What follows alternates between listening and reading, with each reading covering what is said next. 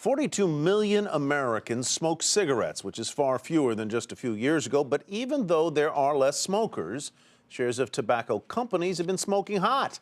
So what's igniting their success? Morgan Brennan has more.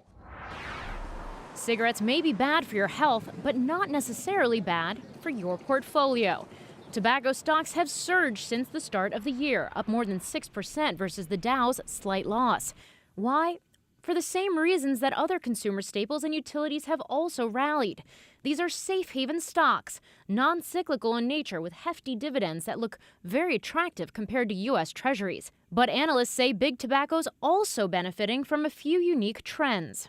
Consumption is falling at about 3 to 4% a year, but they can raise prices at a rate over and above that rate of decline in a good year. So we're looking to see them being able to raise prices in the mid-single digit range.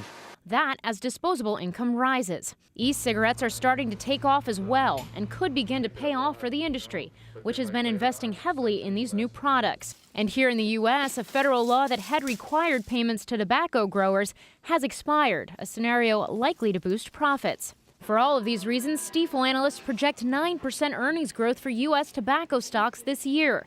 And Wells Fargo says it's, quote, the place to be within the consumer space, especially Altria Group and Reynolds American, which is buying Lorillard for $25 billion. But there are risks. Federal regulations can be a headwind, particularly increased excise taxes. And companies with big overseas exposure like Philip Morris International could feel the effects of global growth woes and currency headwinds.